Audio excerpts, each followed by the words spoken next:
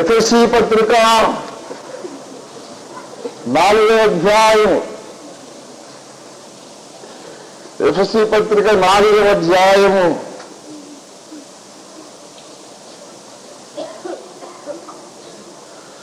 16వ వచనము చదువుకుందాం. ఎఫెసీ 4:16. ఆయన శిరస్సు అయి ఉన్నాడు, ఆయన నుండి సర్వ శరీరము చక్కగా అమర్చబడి తనలోనున్న ప్రతి అవయవము తన పరిమాణము చొప్పున పని చేయుచుండగా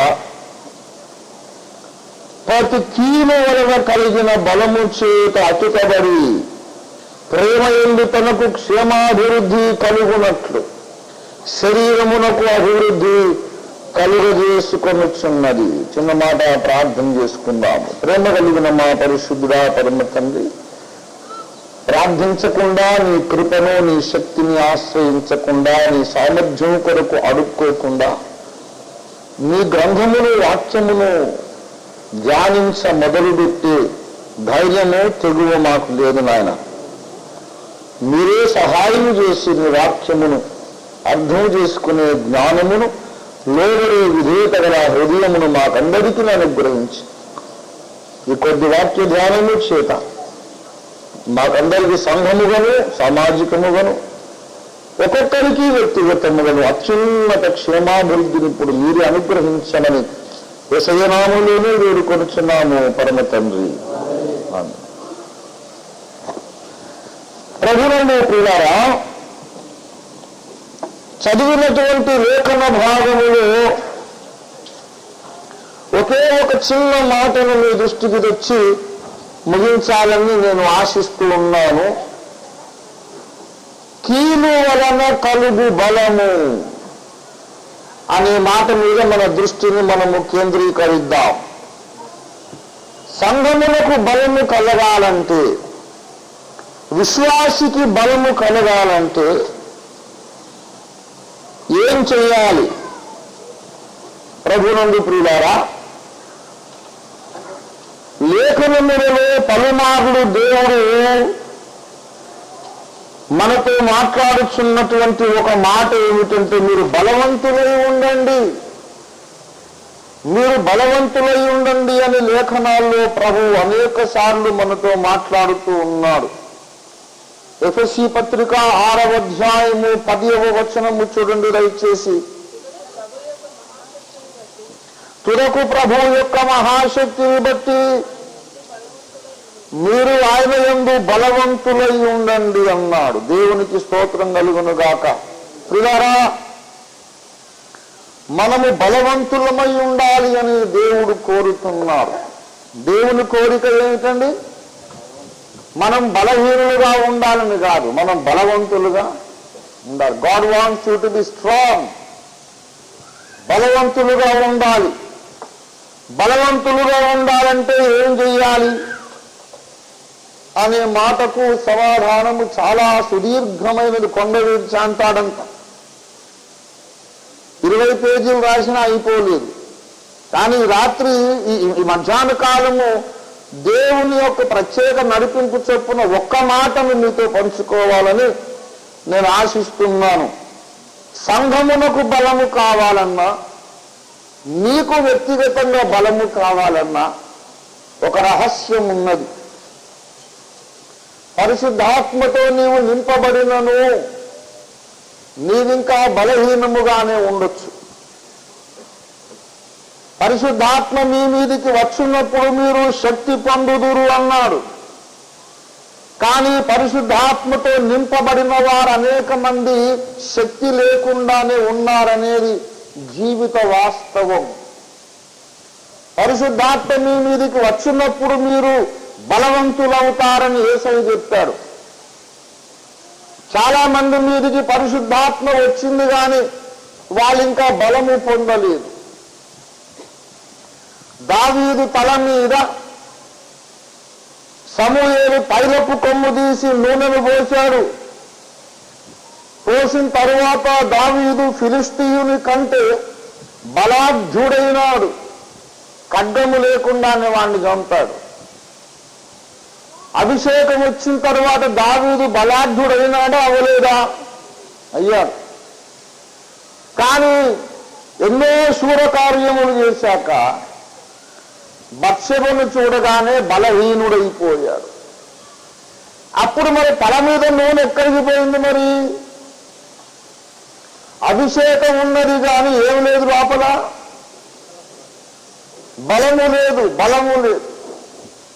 కనుక అభిషిక్తులందరూ బలవంతులు కారు అనే సంగతి మనం గమనించాలి. ఒకరు పరిశుద్ధాత్మను పొందవచ్చు, అన్య భాషలు మాట్లాడవచ్చు, ప్రవచనాలు చెప్పవచ్చు, రోగాలు స్వస్థపరచవచ్చు. కానీ పాపముతో పోరాటము చేసేటప్పుడు బలహీనుడైపోవచ్చు. తన శరీర వాంఛల విషయంలో బలహీనుడైపోవచ్చు. పరిశుద్ధాత్మ వరములు కలిగిన వారు కూడా పాపములో పడిపోతున్నారు. పరిశుద్ధాత్మ వరములు కలిగిన వారు కూడా ధనాపేక్షకులోనైపోతున్నారు. పరిశుద్ధాత్మ అభిషేకము కలిగిన వారు వాక్యమును గ్రహించలేక అసత్యమునకు స్తంభములైపోతున్నారు. అన్య భాషలున్నాయి, ప్రవచనాలున్నాయి, వాక్యం అర్థం కాదు. సత్యమును వ్యతిరేకిస్తాడు, అన్ని భాషలు మాట్లాడుతుంటాడు, బైబిల్ని వ్యతిరేకిస్తాడు. బలహీనుడు, ఆత్మను పొందిన బలహీనులు లక్షలాది మంది, కోట్లాది మంది ఉన్నారు. ఎట్లాంటి బలహీనులండి?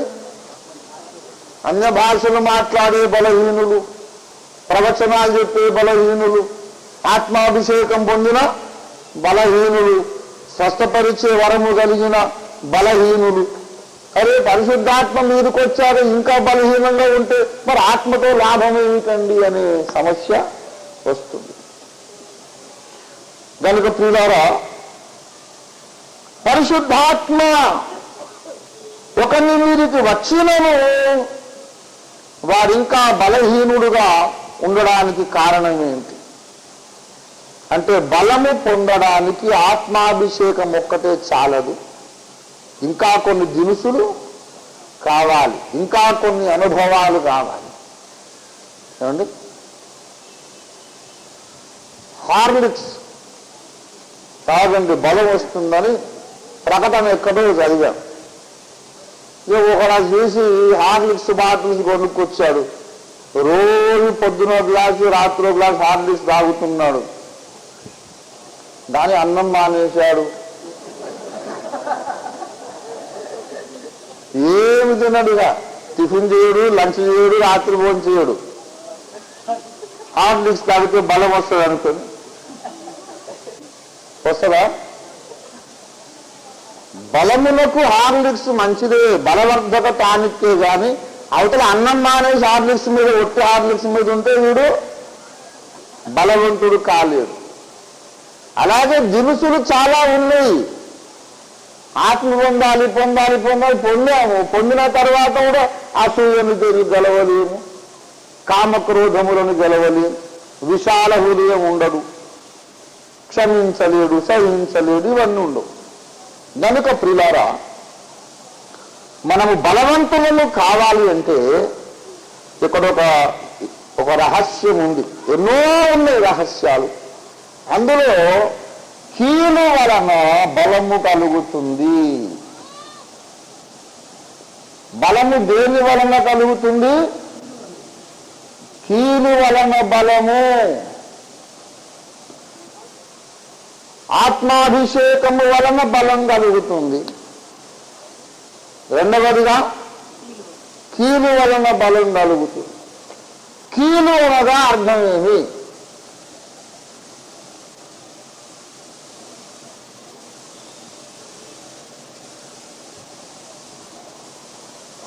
కీలు అనగా అర్థమేమి చెప్పండి. మేము చెప్తాం, నువ్వు ఎందుకున్నావురా గార్దులుగా.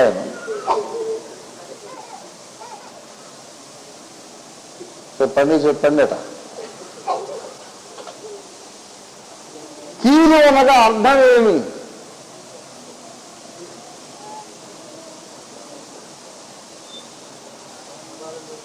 ఇదొక ఎముక ముడుసు అంటారు మన కదా, ఇదొక ముడుసు, ఇదొక ముడుసు. ఈ రెండు ముడుసుల మధ్యలో ఉండే ముడి పేరు కీలు. రెండు ఎముకలు కలుసుకునేటటువంటి ఈ ప్రాంతము పేరు ఏమంటారు? కీలు. ఏండి ఇట్లా ఉందనుకో, ఇది మోకాలు చిప్ప రాసి ఇట్లా ఉంటుంది, ఇట్లా ఉంటుంది. పై నుంచి మళ్ళీ క్యాప్ లాగా ఇట్లా దేవుడు పెట్టాడు. ఆ క్యాప్ ఎందుకంటే అట్లా అది ఉన్నందుకు ఒకవైపే వంగుతుంది, కాళ్ళు కూడా అటు ఇటు కూడా వంగుతుంది. అది దేవుని యొక్క కృప. దేవుని ఇది నేను వేసింది మోకాలు కీలిది. పై నుంచి ఒక ఎముక, కింద నుంచి ఆ ఎముకలో ఇది ఇట్లా ఫిక్స్ అవుతుంది అన్నమాట. ఏంటి దాని పేరు ఏమంటారు? కీలు. మానవ శరీరమును మనం పరిశోధించినప్పుడు ఇక్కడి నుంచి ఇక్కడ రాకుండేది ఒక ఎముక, ఇక్కడి నుంచి ఇక్కడ రాకుండేది ఒక ఎముక. ఈ ఎముక కలుసుకున్న ఈ ప్లేస్ పేరు కీలు అంటాం. మానవ శరీరములో కీళ్ళు ఉన్నట్టు క్రీస్తు శరీరము అన్నబడిన సంఘములో కూడా కీళ్ళు ఉన్నాయి. సంఘము దేంతో పోల్చాడు? శరీరముతో పోల్చాడు కదా. సంఘము అనే శరీరమునకు క్రీస్తే శిరస్సు కనుక సంఘము అనే శరీరము లోపల ఏమున్నాయి? కీళ్ళు ఉన్నాయి. మరి కీళ్ళు ఉండాలంటే ఎముకలు ఉండాలి కదా. మరి ఎముకలు ఎవరు అంటే మీరు, నేను, మనం అందరం. ఒక్కో విశ్వాసి ఒక్కొక్క ఎముక. ఈ ఎముక ఆ ఎముక మధ్యలో ఉండే సహవాసము పేరు, సంబంధము పేరు కీలు అన్నమాట. ఏమండి? ఈయనొక ఎముక, ఈయనొక ఎముక, వాళ్ళ మధ్యలో ఉండేటటువంటి అనుబంధం పేరు కీలు అన్నమాట. ఏమండి? కనుక కీలు అంటే లేఖనాలలో ఉండే ఉపమాన భాష ప్రకారము కీలు అనగా విశ్వాసికి నడుమ గల సంబంధము, విశ్వాసుల మధ్య ఉన్నటువంటి సహవాసము, బంధము, సంబంధము ఏదన్నా చెప్పుకోండి. విశ్వాసుల మధ్య ఉన్న బంధము వలన ఏం కలుగుతుంది? బలము కలుగుతుంది. కీలు వలన బలము కలుగుతుంది. ఈనాడు సంఘము బలహీనముగా ఉండడానికి కారణం ఏంటంటే సైతాను గారు దేవుని సంఘములో ఉన్న ఎముకల మధ్య సంబంధాలు పాడు చేసి ఏ కీలుకు ఆ కీలు ఊడదీసి పెట్టారు. ఒక పైల్వాన్ గారు ఉన్నారు, వచ్చే నెల 2వ శనివారం కుస్తీ పోటీకి సిద్ధపడుతున్నారు. వాడిని పిలిచి మనం రాబాబు, నిన్ను నేను మాలిష్ చేసి, నిన్ను నేను మంచిగా మసాజ్ చేసి, నిన్ను కుస్తీకి నేను రెడీ చేస్తాను నిన్ను గట్టిగా అని పిలిచి వాడిని పిలిచి మాలిష్ చేసి ఈ భుజం దగ్గర ఈ భుజం దగ్గర కీళ్ళు ఉడబీకి, ఏ కీళ్ళు ఆ కీళ్ళు ఉడబీకి మొత్తం మోకాళ్ళ కీళ్ళు, తుంటు దగ్గర కీళ్ళు, ఆ కింద మడవల దగ్గర కీళ్ళు, మోచేతుల కీళ్ళు, భుజాల బూడల్లో కీళ్ళు అన్ని ఊడబీకి కుప్పబోసి దూరం పెట్టినాం అనుకోండి, వాడు అసలు కుస్తీ పోటీకి పనికొస్తాడా? ఏమండి? కుస్తీ పోటీకి పనికిరాడు, అసలు వాడు బతుకుండేది కష్టం. కుస్తీ అట్లా పెట్టు, ఏమండి, వాడు చచ్చిపోతాడు. దేవుని బిడ్డలారా, దేవుని సంఘములోని కీళ్లను దుష్టుడైన సాతాను సడలిపోయేటట్టుగా చేశాడు. అంటే విశ్వాసికి మధ్యలో సంబంధం లేదు. లేనందువలన సంఘము బలహీనమైపోయింది. కీళ్ళన్నీ లూజ్ అయిపోయినందుకు చేత విశ్వాసి బలహీనుడైపోతున్నారు. హెబ్రీ పత్రిక 12వ అధ్యాయంలో 12వ వచనము చూడండి, దయచేసి. కాబట్టి వడలిన చేతులను సడలిన మోకాళ్ళను బలపరచుడి. మోకాళ్ళు ఏమైపోయినాయంట? సడలిపోయిన మోకాళ్ళు అంటే అర్థం ఏంటి చెప్పాలి. ఈ మోకాళ్ళు ఉండే కీలు ఏమైపోయిందనమాట? సరిగ్గా నిలబడడానికి దాని మీద స్థిరమైన ఆ బరువు వేసి స్థిరంగా నిలబడడానికి అవకాశం లేదు. ఆ కీలు కదిలిపోయింది కనుక నిలబడలేడు, నడవలేడు. సడలిన మోకాళ్ళు, వడలిన చేతులను బలపరచండి. చేతులు వడలిపోయాయి, మోకాళ్ళు సడలిపోయాయి, ఎందుకంటే కీళ్ళన్నీ కూడా తొలగిపోయాయి. దేవుని బిడ్డలారా, సంఘములో ఉండే బలహీనతకు ముఖ్య కారణం కీళ్ళన్నీ దూరం అయిపోవడమే. సంఘము బలముగా ఉండాలంటే ఏకైక చిట్కా ఏమిటంటే, ముఖ్యమైన చిట్కా ఏమిటంటే, ప్రతి విశ్వాసి ఇంకో విశ్వాసితో అనుబంధము కలిగి ఉండాలి. నేను ఈ సంఘము ప్రారంభించినప్పుడు ముగ్గురముగా ఆరాధించుకున్నాను. నేను ఇంకో నలుగురం ఆరాధించుకున్నాను. ఈనాడు దేవుని కృప వల్ల ఈ సంఘం ఎదిగింది, ఇంకా అనేక బ్రాంచ్ సంఘాలు వచ్చింది.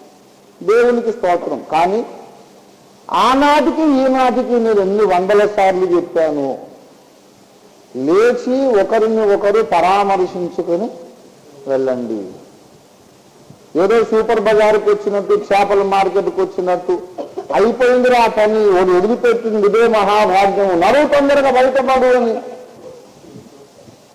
ఎప్పుడెప్పుడు పోయి ఇంట్లో పడదామా అని అలా ఉండొద్దు. దేవుని బిడలారా, వరంగల్లో మా తల్లి సంఘము, ఐపీసీ సంఘము ఉదయం 10 గంటలకు ప్రార్థన ప్రారంభిస్తే ఆరాధన సాయంత్రం 4 అయ్యేది. ఉదయం 10ంటికి మొదలుపెట్టి సాయంత్రం 4. మా నాయన ఎప్పుడు ఒక తలుపులోనే కూర్చునేవాడు. ఎందుకంటే 2 కారణాలు. ఆయనకు గాలి ఎక్కువ అవసరం. ఏమండి? గాలి ఎక్కువ అవసరం. బయట పడుకొని సీలింగ్ ఫ్యాన్ పెట్టుకుంటాడు ఆయన, రాత్రిలో పండుకొని టేబుల్ మీద. సీలింగ్ దాన్ని ఉంటారు, టేబుల్ ఫ్యాన్ పెట్టుకుంటాడు. చాలా గాలి కావాలి. అది ఒకరికి. రెండో కారణం ఏంటంటే, ఆశీర్వాద ప్రార్థన ఇచ్చి ఆమెనగానే ముందు బయటపడే మనిషి ముందు స్వామిదాస్ గారు, మా నాన్నగారు. ఆమె అనగానే మరి అంత భారీ శరీరం, నాకంటే ఎక్కువ ఉంటాడు, మంచి నాకంటే కొద్దిగా హైట్, లావు, ఎట్ట చెంగు మన కుందేలు దూకినట్టు దూకుతాడో కానీ ఆమె అనంగా చూసి అక్కడ ఉంటాడు. మరి ఎప్పుడు పోయాడో తెలియదు. ఏమండి, ఒకసారి మా బావగారు ఒక ఆయన ఆదివారం మా ఇంటికి వచ్చాడు. ఆదివారం వచ్చి ఇల్లు అప్పటికే 9 గంటకే లాక్ అయి ఉన్నది. కూర్చొని ఎవరో చెప్పారు, అయ్యా వాళ్ళు ఇప్పుడు రారు, సాయంత్రం దాకా గుడిలో అయిపోయి గుడికి వెళ్ళని చెప్పారు అటు ఇంటి ముద్దోళ్ళు. సరే ఆ బ్యాగ్ పట్టుకొని నడుచుకుంటూ వచ్చేసరి సాయంత్రం 3:30-4 అవుతుంది. ఆ గుడిగా అక్కడ ఉన్నాడు ఆయన పేరు ఏలియా గారు. ఆశీర్వాద ప్రార్థన కాగానే ముందు మా నాన్న బయటకు వచ్చి, ఈయన వచ్చి నమస్తే మామయ్య, సలాం మామయ్య అని. ఏం బాబు బాగున్నావా, ఎక్కడి నుంచి వచ్చావు, ఎప్పుడు వచ్చాను, ఏమి లేదు, సలాం మామయ్య అని అంటే, వాళ్ళు నైజామోలు కదా, సలాం వాలేకుం అంత, సలాం మామయ్యకి. అసలు బాగున్నవా అని నువ్వు అంటలేదు. బాబు సిన్స్ మార్నింగ్ 10 o'clock ఇప్పుడు 4 దాకా ఇక్కడ వేస్తున్నాము. Even now some fellows are not willing to come out. ఆయన మెథడిస్టోడు, ఆయనకు ఏం ఆరాధన రా, దినమంతా బుద్ధి లేదు, ఇంకేం పని లేదా మనకు. పొద్దున 10 గంటలకు తెచ్చి కూర్చోబెట్టారు, 4 అయింది, ఇంకా రావడం లేదు, అందరూ లోపలే.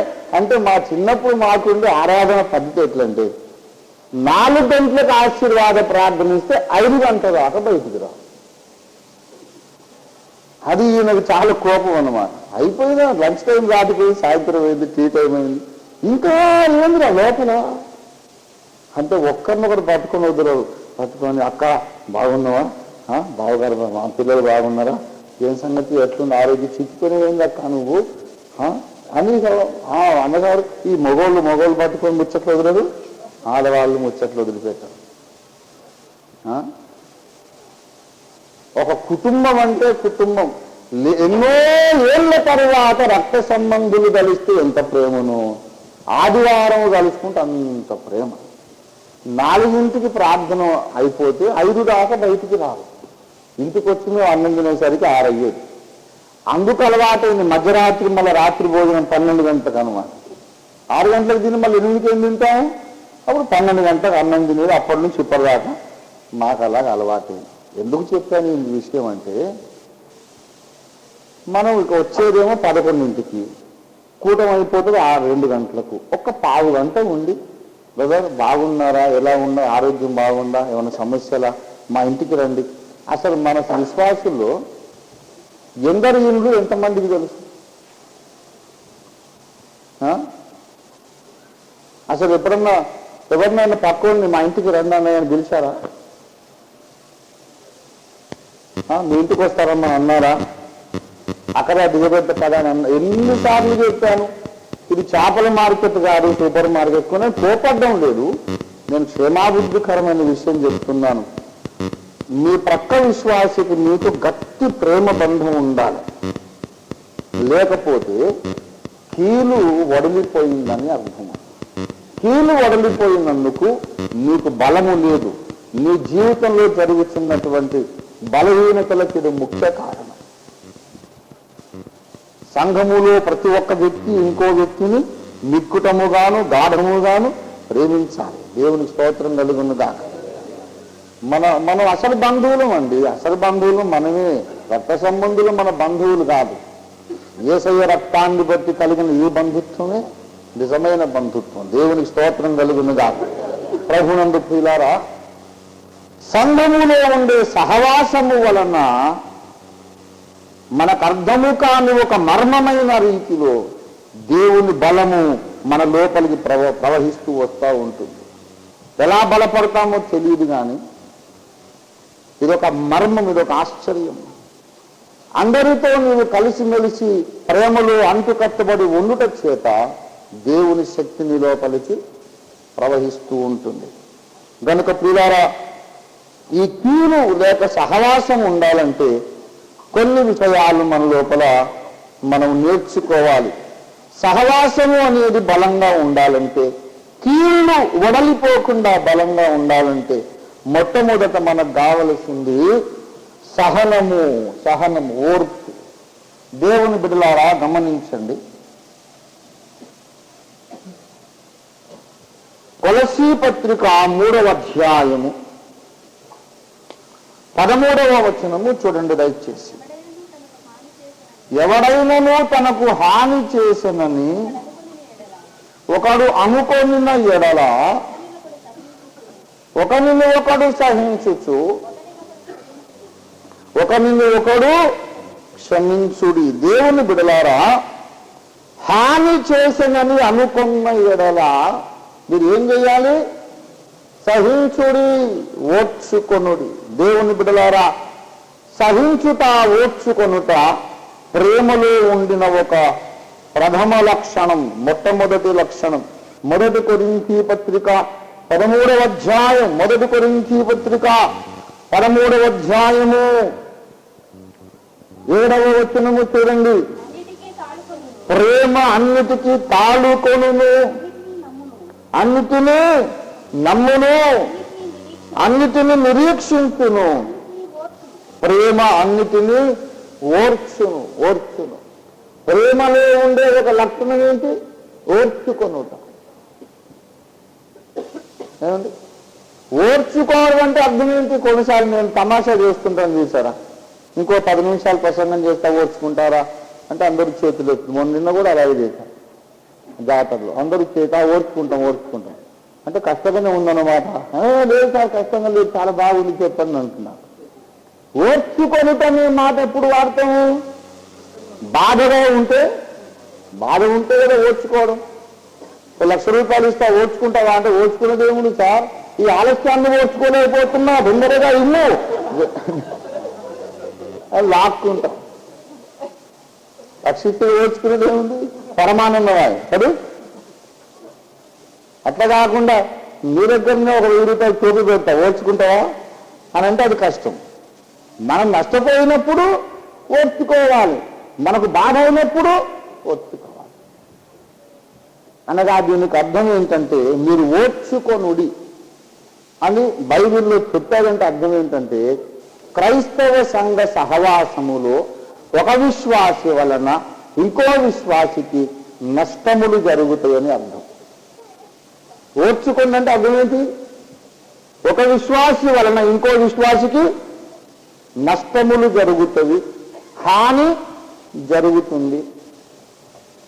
ఏమండి? ఒక విశ్వాసి వల్ల ఇంకో విశ్వాసికి బాధ కలుగుతుంది, గాయము కలుగుతుంది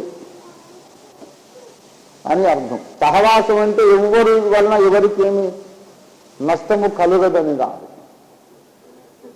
తప్పకుండా నీ వల్ల నీ పక్క విశ్వాసికి ఏదో విషయంలో గాయం కలిగి ఉంటుంది, లేకుంటే అతని వల్ల నీకు గాయం కలిగి ఉండొచ్చు.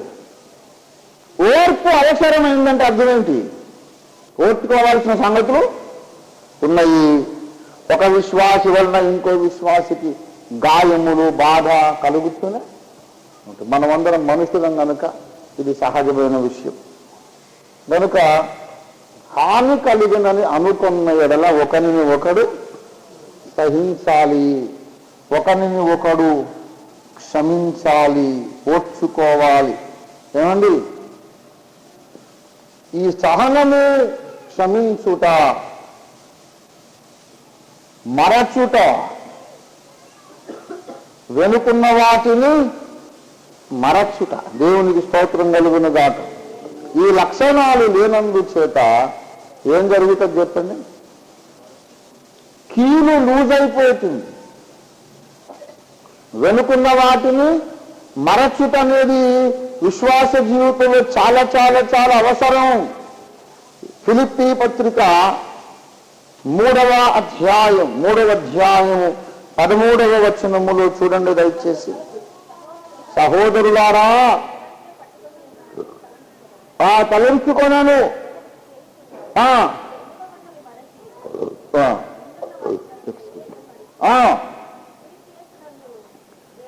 క్రీస్తు యేసు నుండి వెనుకున్న వాటిని మరచి ముందున్న వాటి కోసము వేగిరపడుచు అన్నాడు. దేవునికి స్తోత్రం కలుగునుగాక. దేవుని బిడ్డలారా, ముందున్న వాటి కోసం వేగిరపడాలి, వెనుకున్న వాటిని మరచిపోవాలి. వెనుకున్న వాటిని మరచిపోకపోతే ముందుకు అడుగు వేయలేదు. వెనుకున్న వాటిలో చూస్తే మనకు అవమానాలు ఉండొచ్చు, మనం గర్వించదగిన విషయాలు ఉండొచ్చు, మనకు కలిగిన గాయాలు ఉండొచ్చు, జరిగిన నష్టాలు ఉండొచ్చు, లెక్కలేనన్ని నష్టాలు, ఎన్నో బాధలు, గాయములు, అవమానాలు, అన్నిటికీ ముఖం తిప్పేసి మరచిపోయి ముందున్న వాటి కొరకు వేగిర పడితేనే మనం యాత్రలో ముందడుగు వేయగలం, సాటి మనిషితో సంబంధాలు నెలకొల్పుకోగలుగుతాం. ఇది చెప్పడము సులభము, చేయడం చాలా కష్టం. నేను ఒప్పుకుంటున్నా, అయ్యా నువ్వేదో చెప్తున్నా కానీ అంత సులభమా అంటే సులభము కాదు, కష్టమే. క్షమించుట కష్టమే, సహించుట కష్టమే, ఓర్చుకోవడం కష్టమే, వెనుకున్న వాటిని మరచుట కష్టమే. కానీ కష్టమైన వాటిని మన చేత చేయించడానికి యేసు మనలో జీవిస్తున్నాడు. దేవునికి స్తోత్రం కలుగునుగాక కదా. యేసయ్య మనలో ఎందుకున్నాడండి? ఎక్కలేని ఎత్తైన కొండ మనల్ని ఎక్కించడానికి యేసయ్య మనలో బ్రతుకుతున్నాడు. దేవుని స్తోత్రం కలుగునుగాక. ఏదైతే నీకు చేత కాదో అది నీ ద్వారా యేసు చేయిస్తాడు. కనుక ప్రియులారా, ప్రప్రథమముగా మనస్సులో పనికి మాలిన చెత్త పోగు చేసుకోకండి. వాళ్ళప్పుడు అలా చేశారు కదా, వీళ్ళు ఇలా చేశారు కదా, వాడు అలాగన్నాడు కదా, వీడు ఇలాగన్నాడు కదా, ఈ చెత్తంతా పోగు చేసుకున్నంత కాలము సంఘములో ఏముండవు, కీళ్ళు ఉండదు. కీలు ఓడిపోతే ఈ ఎముకకు నష్టమా ఈ ఎముకకు నష్టమా అంటే ఇద్దరికీ నష్టం. మొత్తం శరీరానికి నీకు నీ ప్రక్క విశ్వాసి మధ్యలో కీలు బలంగా ఉండాలి. మనకును యేసయ్యకును అంటుకట్టే కీలు బలంగా ఉండాలి. అప్పుడు యావత్తు సంఘం అంతా బలము కలిగి అభివృద్ధి చెందుతుంది. దేవుని స్తోత్రం కలుగును గాక. కనుక కీళ్ళు ఊడిపోకుండా జాగ్రత్త పడదాం. ప్రేమ కలిగి ఉండండి. స్నేహశీలం ఉండాలి. ఏమండి, సంఘానికి వచ్చిన వాళ్ళని కొత్తగా వస్తే పట్టుకోండి. ఎవరు ఎక్కడి నుంచి వచ్చారు, మీ పేరేమిటి, ఎక్కడ రక్షింపబడ్డారా లేదా, రక్షింపబడలేదా, పర్వాలేదు అండి, ఇక్కడ రావలసిన చోటుకు వచ్చారు, మరి మంచి సరిగా రక్షణ పొందండి, నా సాక్ష్యం ఇదండి, ఇంటికి రండి, భోజనం చేయండి, టీవీ తీసుకొని వెళ్ళండి. ఏదో ఒకటి స్నేహం అనేది మనము చేయడం నేర్చుకోవాలి. పలకరింపులు నేర్చుకోవాలి. మా నాయన ఒక్క గంటకి బయటకు వచ్చినట్టు ఇంకా బయటికి రాలేదు. ఆ పొద్దుటి నుండి 10 నుంచి 4 అయింది, ఇప్పుడు ఇంకా బయటికి రాలేదు. కానీ ఆయన జీవిత చరమ దశలో ఈ సహవాసం యొక్క ప్రాముఖ్యతను అర్థం చేసుకున్నాడు. లేదు నేను చెప్పేది ఎప్పుడో మొదట నేను చిన్న పిల్లలు ఉన్నప్పుడు. తర్వాత 24 గంటలు ప్రార్థనలు ఉండేవాడు. ఈ సహవాసం అంటే విసుక్కుండా ఆయన సైకిల్ దొక్కి ఇంటింటికి పోయి దర్శించి యోగక్షేమాలు విచారించేవాడు ఆయన చనిపోకముందు. ఇది ఎప్పుడంటే మొదట్లో సంగతి చెబుతున్నా. దేవుని బిడ్డలారా, అప్పుడు మేము ఆయనను పట్టుకున్నాం. ఏమైనా ఇప్పుడు విసుగు రావడం లేదా? ఆదివారం ఆ సోది భరించడమే ఎక్కువ, మరి వారం ఎంత వేసేదేమిటి అంటే పిచ్చోడా సముద్రం. దేవుని బిడ్డలతో మాట్లాడడంలో ఎంతో ఆనందం ఉంది నాయన అని వాళ్ళు చెప్పేవారు. దేవుని స్తోత్రం కలిగినగా ఒక పరివర్తన అనేది రావాలి. సాటి మనిషిని విసుక్కుంటారండి. మొదటి నన్ను చూసిన చాలా విచిత్రపడిన ఒక విషయం ఉంది. ఒక మనిషి ఎదురుగుండా వస్తే ఎంత మంచిగా మాట్లాడతాను, ఫోన్లో కూడా అంతే మాట్లాడతాను. దీని బిల్లు చాలా అయితే నాకు తెలుసు. ఏం బాబు బాగున్నావా, ఇంకా ఏం సంగతులు, మంచి. ఫోన్లో కొంతమంది కౌన్సిలింగ్, కొంతమంది డౌట్లు, కొంతమంది నన్ను తిట్టడం, కొంతమందిలో నేను తిట్టడం. అది దొరకదు కదా, నా తమ్ముడే కదా. నాకు మాత్రం ఎట్లా ఉంటుందంటే, నా అన్నదమ్ములతో అక్క చెల్లెలతో మాట్లాడితే మంచిగా కళాకండ్ మీద గులాబ్ జామున్ వేసుకొని ఆ చక్కెర పానకంలో కళాకండ్ మించుకొని తిన్నట్టు తీయగా ఉంటుంది. దేవుని స్తోత్రం కలిగిన హల్లెలూయా. వాడు నన్ను తిట్టినా తీయగానే ఉంటుంది, నేను వాడిని తిట్టినా. మరి ఎంత ప్రేమగా తిట్టుకుంటే అన్నదమ్ములను రావచ్చు. దేవుని స్తోత్రం కలిగిన హల్లెలూయా. ప్రేమ కలిగి మనం ఉండాలి. ప్రేమ కలిగి ఉన్నప్పుడు ఒక బంధం ఏర్పడుతుంది. దయచేసి ఎఫెసీ పత్రిక 4వ అధ్యాయం నేను చెప్పవలసిన విషయం అయిపోయింది. ఈ ఒక విషయం మాత్రం చదివి మనం ముగించుకుందాం. ఎఫెసీ 4వ అధ్యాయము 1వ వచనం చదవండి. కాబట్టి మీరు సమాధానమని బంధము చేత, దేవుడికి స్తోత్రం. ఏం బంధము? సమాధానమను బంధము చేత ఆత్మ కలిగించే ఐక్యమును కాపాడుకొనుటకు శ్రద్ధ కలిగిన వారై ప్రేమతో ఒకరిని ఒకడు సహించుచు పిలుపుకు తగినట్లుగా సంపూర్ణ దీర్ఘశాంతముతోనే సంపూర్ణ వినయముతోనే ఇవన్నీ ఉండాలి. దీర్ఘశాంతము, వినయము, ఏంటి ఇంకా సాత్వికము, ఈ లక్షణాలు ఉండాలి. ఉంటేనే ఒకరి కీళ్ళు అక్కడ బలంగా గట్టిగా బలపడుతుంది. కీళ్ళు ఎందుకు లూజైతే చెప్పండి? సాత్వికము లేనందున కీళ్ళు లూజైపోతాయి. వినయము లేనందున కీళ్ళు వదిలైపోతాయి. సహనము లేకపోతే కీళ్ళు వదిలైపోతాయి.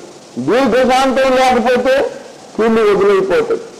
ఎప్పుడో జరిగిన జగడాలు మర్చిపోకపోతే కీళ్ళు లూజ్ అయిపోతాయి. ఏమండి, ఇలాంటి లక్షణాలు అవలక్షణాలను మనం మనం తొలగించుకొని వెనుకున్న వాటిని మరచుట, దీర్ఘశాంతము కలిగి ఉండుట, వినయము కలిగి ఉండుట. ఎవరైనా వినయముగా మాట్లాడితే మీతో ఎవరో సుత్తరికలు చేస్తారు. అనే బాగున్నారా, ఆ వదిన గారు బాగున్న, పిల్లలు బాగున్నారు అని అడిగితే బాగుంది. ఎవరా ఎవరు ఎవరికి అర్థగిస్తాను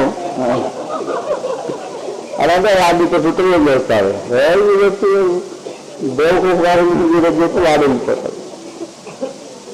అట్లా చేద్దాం కళ్ళు ఎత్తుకొచ్చి కదరా అని అంటే సూత్రం చేస్తాడా? వినయముగా మాట్లాడాలి, చాలా తగ్గింపు కలిగి మృదువుగా చక్కగా మాట్లాడితే ఇంత బాగా గులాబీల పరిమళం, మల్లెపూల పరిమళం, గంధం సుగంధం వచ్చినట్టు ఉండాలి. కానీ నువ్వు మాట్లాడితే గబ్బు కంపు కొట్టొద్దు, ముందు గుచ్చుకున్నట్టు ఉండొద్దు. చాలా ప్రేమగా మృదువుగా మనం మాట్లాడాలి. దేవుని స్తోత్రం కలుగునుగా. సహవాసము కీర్లు బలంగా ఉండాలంటే మన సంభాషణ ఉప్పు వేసినట్టు రుచిగాను కృపా సహితముగా ఉండాలి. దేవుని స్తోత్రం కలుగునుగాక. హల్లెలూయా హల్లెలూయా. దేవుని స్తోత్రం కలుగునుగాక. దయచేసి కొలస్సీ పత్రిక 4వ అధ్యాయము 6వ వచనం చూడండి.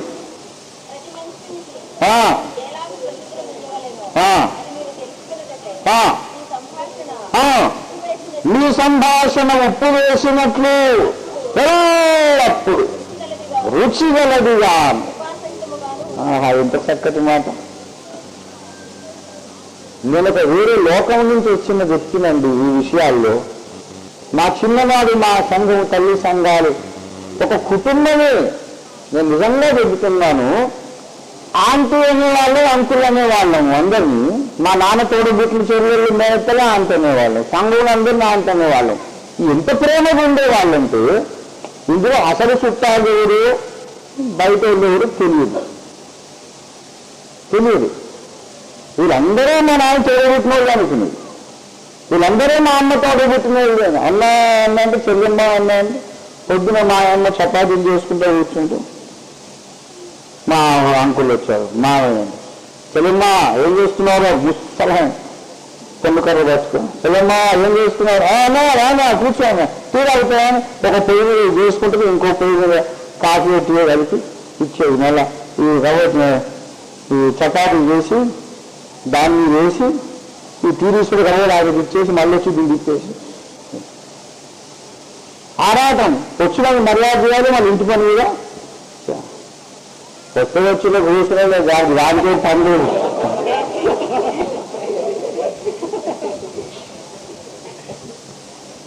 కన్నీ వాళ్ళు చూస్తలే ఇంత పని గంటల సంసారం వాళ్ళకేం పనులు ముసలేదు. మరి నాకు పని లేదా, పిల్లగన్న తల్లి అనుకునేది లేదు. ఎంత మమకారం. సొంత తోడుబుట్టుడు వచ్చిన నేను చాలా పెద్దనే గడ్డాల మీద సార్ వచ్చినాక తెలిసింది అసలు మాకు చుట్టమే కాదు ఆయన.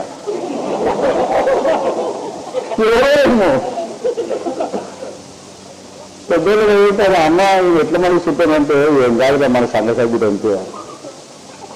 అది నేను వచ్చినటువంటి లోకం ఏమండి. ఇప్పుడు ఇక్కడ ఈ లోకానికి వచ్చిన తర్వాత విచిత్రము. విశ్వాసులు అడ్డు చెదురేస్తూనే ఉంటారు, ఇటు ఎదురుపోతూ ఉంటారు. వీరి మీద ఇటు వారి మీద మరి ఇది లోకము. మరి అందుకే బలహీనత. కీలు వలన కలుగు బలము వలన శరీరము తనకు క్షేమాభివృద్ధి కలగజేసుకుంటుంది. ప్రేమగా పలకరించాలి. దేవుని స్తోత్రం కలిగినగా మృదువుగా పలకరించాలి. సహనము, ఓర్పు, దీర్ఘశాంతము, వినయము గల మనస్సు మీకుంటే, అందరికీ అలాంటి వినయ మనస్సు ఉంటే అందరి తీర్లు గట్టిగానే బలంగా ఉంటాయి. అప్పుడు సంఘము బలవంతమవుతుంది. దేవుని స్తోత్రం కలిగిన కాక సంఘము శక్తివంతమవుతుంది. బలము కలిగి దేవుని కొరస్వర కార్యాలు చేయగలుగుతుంది. అన్ని తీర్లు బలపరుచుకుందాం. మనం వినయం నేర్చుకుందాం, ప్రార్థన చేసుకుందాము. తలలో వంచండి. పరలోకములో పాపం ఎలా పుట్టిందో మనకు తెలుసు. యేసు రెండవ రాకడ మర్మములు మనకు తెలుసు. ప్రకటన మర్మము, ఆదికాండ మర్మము మనకు తెలుసు. వాక్య జ్ఞానముతో మన మనస్సులు నిండిపోయినవి. కానీ హృదయములో ప్రేమ ఉన్నదా? నీ ప్రక్క సాటి విశ్వాసితో, సంఘములోని ఇతర విశ్వాసులతో నీకు సంబంధం ఉన్నదా? ప్రేమ ఉన్నదా? అనుబంధం ఉన్నదా? నువ్వు బలహీనుడు అయిపోతున్నావంటే కారణము గ్రహించినావా? లేకపోతే ఆ శరీరము నుండి నీకు అటాచ్మెంట్ లేదు, డిటాచ్మెంట్ అయిపోయింది. That is the reason you are weak believer.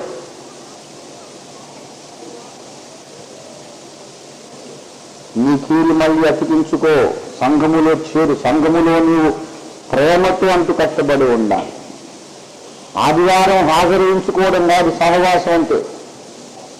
Emotionally you must be involve with love with the body of Christ. That is called fellowship. ప్రభువా, నాలో ప్రేమ నింపునైనా నాకు వినయము దయచేయమని ప్రార్థన చేయండి. ప్రభువా, ప్రేమించుట నాకు నేర్పించు, ఓర్చుకోవడం నాకు నేర్పించు.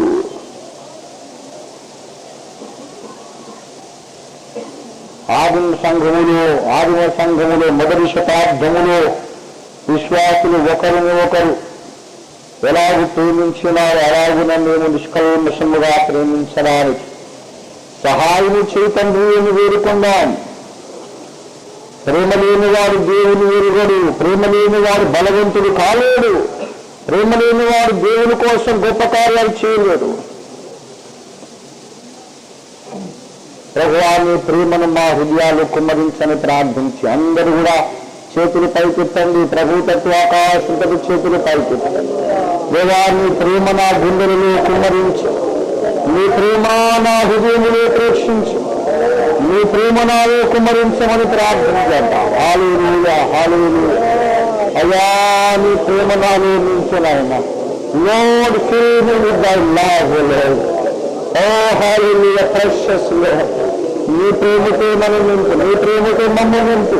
మా సంఘములో నీ ప్రేమ నింపునాయన. ఓ ఆయన ప్రతి విశ్వాసుని ప్రేమ గల విశ్వాసుగా ఓనా మీరు తీర్చిదిద్దండి. విశాల హృదయంతో అందరిని ఆశీర్వదించండి. అందరి హృదయాల విశాల పరిస్థితాన్ని పొందడం.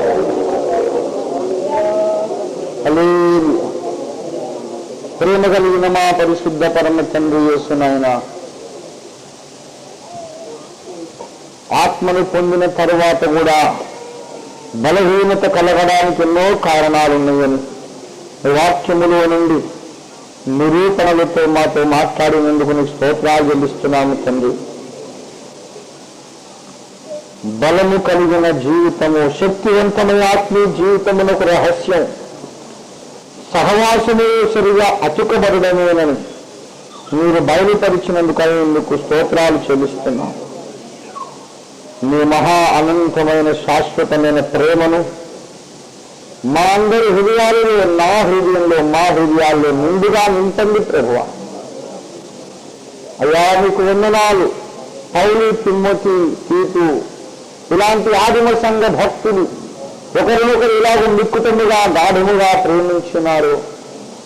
పౌలు, అకుల, ప్రిస్కిల్లా, ఫిలిమోను, ఒనేసిము వీరు ఎలాగిన ఒకరి పట్ల ఒకరు ప్రేమ కలిగి ఉన్నారు. యూదియా సింతికే పౌలు పట్ల ఇలాగిన సహకారులుగా ఉండినారు. అలాంటి తత్వముతో మేమందరము ఈ తరములో నింపబడడానికి సహాయం చేయండి. మా సంఘము అగాపే సంఘమని మీరు నామకరణం చేశారు. దేవుని ప్రేమగల సంఘమని దీనికి అర్థం అందరూ చెప్పుకుంటున్నారు. కానీ మా అనుభవం మీద కనబడకపోతే ఈ పేరు వ్యర్థము నాయన. ప్రభువా, సహాయం చేయండి. అగాపే సంఘము అనేది మాకు సార్థక నామం ఒకటి సహాయం చేయండి. ఆ పేరుకు మేము తగిన వాళ్ళమగినట్టుగా మమ్మల్ని దీవించండి ప్రభువా. మేము లేచి తిరిగి వెళుచుండగా నీ ప్రేమతో మమ్మల్ని నింపి మమ్మల్ని మా ఇళ్ళకు తీసుకువెళ్ళమని. మా సంఘం ఒక సంఘముగా కాదు, ఒక కుటుంబం, రక్త సంబంధము కంటే దగ్గర బంధము గల కుటుంబముగా రూపొందుకు సహాయం చేయమని యేసు నామమున వేడుచున్నాము పరమ తండ్రి.